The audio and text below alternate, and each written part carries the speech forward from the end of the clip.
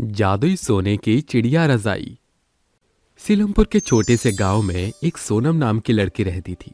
सोनम बचपन से ही अनाथ थी। सोनम के जन्म लेते दौरान उसकी माँ उर्मिला उसे जन्म देते ही चल बसी थी, जिसके बाद सोनम अपने पिता रामू के साथ अकेली रह गई थी। रामू ने सोनम की देखभाल के लिए दूसरी शादी कर ली थी, लेकिन शादी के कुछ ही साल बाद रामू की एक कार एक्सीडेंट में मृत्यु हो गई थी और उसके बाद बेचारी सोनम अपनी सौतेली माँ वैशाली के साथ रहने लगी थी। वैशाली की एक बेटी भी थी जिसका नाम काव्या था। काव्या और वैशाली दोनों ही सोनम पर बहुत अत्याचार किया करती थी और उससे घर के सभी काम करवाया करती थी। सर्दियों का महीना चल रहा था और चारों तरफ ठंडी ठंडी हवाएं चल रही थी। वहीं दूसरी तरफ बेचारी सोनम घर के आंगन में बैठी हुई घर के सभी बर्तन धो रही थी। तभी वहां सोनम की सौतेली माँ वैशाली उसके पास आती है और उससे कहती है, अरे ओ कलमुही करमजली, इतनी देर हो गई और तुझसे अभी तक ये 4 बर्तन नहीं धोए गए हैं। अरे तुझे पता है ना, तुझे अभी हमारा नाश्ता भी बनाना है। सुबह से ये समय हो गया है और मैंने और मेरी बेटी ने कुछ भी नहीं खाया है। जल्दी से बर्तन धो और हमारे लिए नाश्ता तैयार कर। सोनम ठंड में ठिठुरते हुए अपनी सौतेली माँ से कहती है, मम्मा मम्मा मम्मा मम्मा, बहुत ठंड है जिसकी वजह से मेरे हाथ काम नहीं कर रहे हैं। अच्छा, अब महारानी काम से बचने के लिए बहाने भी ढूंढने लगी है।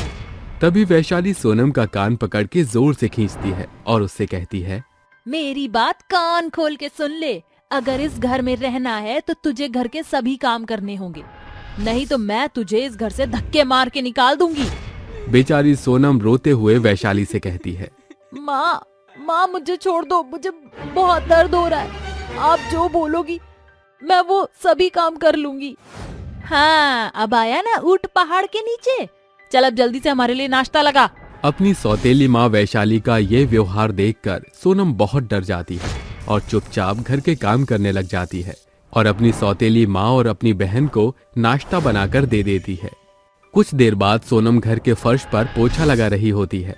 तभी वहां उसकी सौतेली बहन काव्या बाहर से मिट्टी के पैर लेकर फर्श के ऊपर छपाते हुए सोनम से कहती है, ये देख सोनम, अब तुझे फर्श पर दोबारा से मेहनत करनी पड़ेगी और घर में पोछा लगाना होगा। काव्या, तुम तो मेरी बहन हो, तो तुम मेरे साथ ऐसा क्यों करती हो? तुम जानती हो कि कितनी ठंड हो रही है और इतनी सर्दी में भी मैं यहाँ पोछा लगा रही हूँ। तभी वहाँ वैशाली आ जाती है और सोनम की बात सुनकर उससे कहती है, तेरी हिम्मत कैसे हुई मेरी बेटी को अपनी बहन बनाने की? अरे तू उस लायक ही नहीं है, तू इस घर की सिर्फ एक नौकरानी है। अपनी सौतेली माँ की ये बात सुनकर सोनम को बहुत दुख होता है और वो रोते हुए फर्श साफ करने लगती है। ऐसे ही धीरे धीरे पूरा दिन बीत जाता है और रात को सोनम सारे काम निपटाकर अपने कमरे में सोने के लिए जाती है, जहाँ उसके पास एक फटी पुरानी रजाई होती है, जिसे ओढ़ने के बाद बेचारी सोनम को बहुत ठंड लगती है। जिसके बाद वो वैशाली के कमरे में जाती है और उससे कहती है, माँ, मेरी रजाई हर जगह से फटी हुई है और मुझे बहुत ठंड लग रही है। क्या आप मुझे दूसरी रजाई दे दोगी? मेरे पास दूसरी कोई रजाई नहीं है, जितना है उसी में काम चला और अब दोबारा मेरे पास मत आइयो। ये कहकर वैशाली सोनम के मुंह पर जोर से दरवाजा बंद करके सोने के लिए चली जाती है। वहीं दूसरी तरफ सोनम भी अपनी फटी हुई रजाई में सोने के लिए चली जाती है और रात को सोते हुए सोनम को अपनी स्वर्गीय माँ की बहुत याद आती है। जिसके बाद उसे एक सपना आता है जिसमें उसकी माँ उर्मिला उसको बहुत प्यार करती है और सोनम अपनी माँ उर्मिला से कहती है, माँ, आप मुझे छोड़कर क्यों चली गई? आप जानती हो कि मुझे आपकी कितनी याद आती है। ऊपर से माँ वैशाली मुझ पर बहुत अत्याचार करती हैं और कभी कभी तो वो मुझे खाना भी नहीं देती।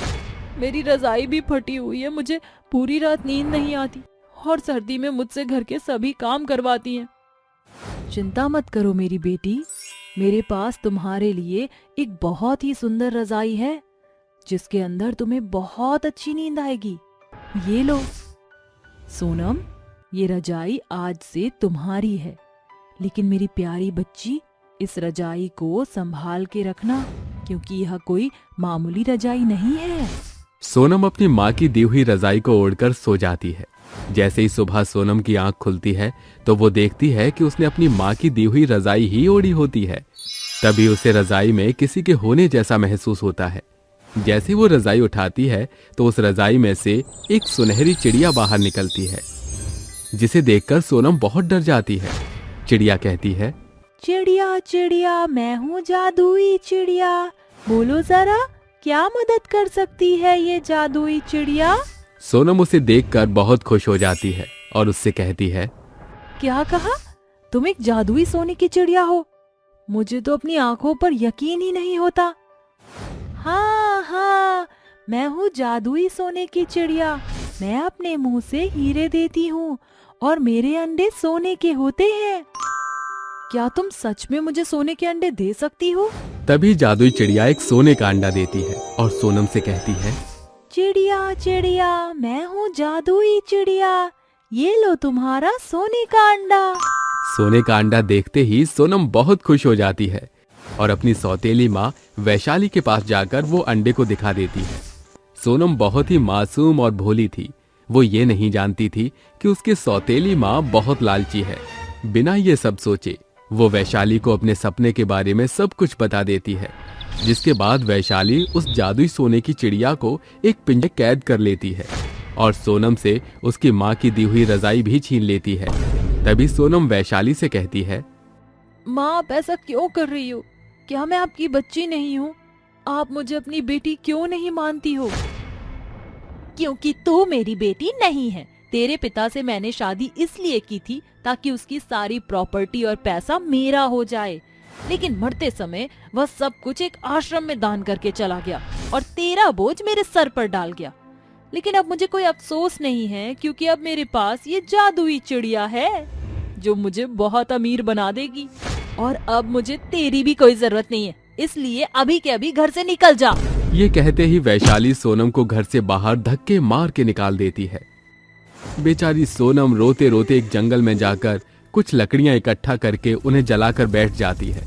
वहीं दूसरी तरफ रात के समय वैशाली उर्मिला की दी हुई रजाई को ओढ़कर सो जाती है, जिसके बाद उसे एक सपना आता है और सपने में उर्मिला वैशाली को एक लाठी से बहुत जोर जोर से मारती है और उससे कहती है, कल मुही करम जली, तुझे एक छोटी सी बच्ची के ऊपर इतने अत्याचार करते हुए बिल्कुल भी शर्म नहीं आई?